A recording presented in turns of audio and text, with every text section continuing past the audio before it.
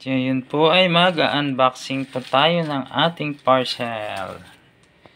Excited na akong makita.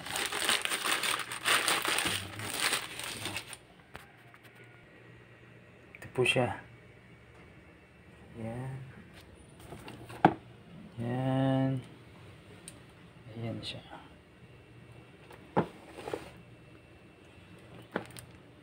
Kasarado pa po talaga siya. Oh.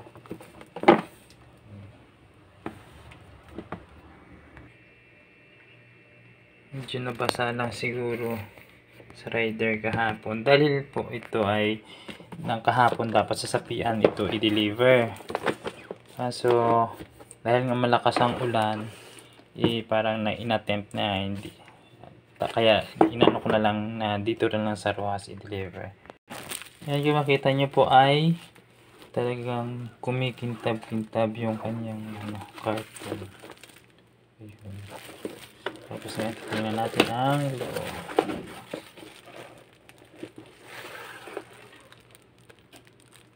Ayan.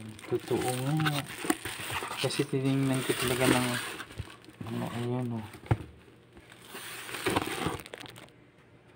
Kaso, ang nasa picture kasi ay black. Black nga siya. Tapos, ang kanyang battery, nakita ko nito sa ibang mga videos ay red. Dito naman ay black. Then, meron siyang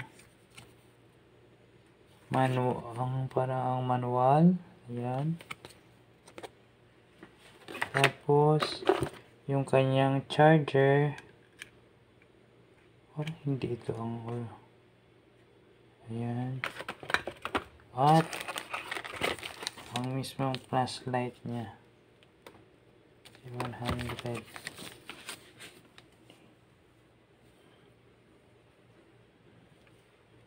Sabi yung bang video kasi nakita ko ay ayun, this is brand. Ayan. Ito yung kanyang dalawang battery tapos yung kanyang ilaw. Ayan. Ngayon, i-try natin.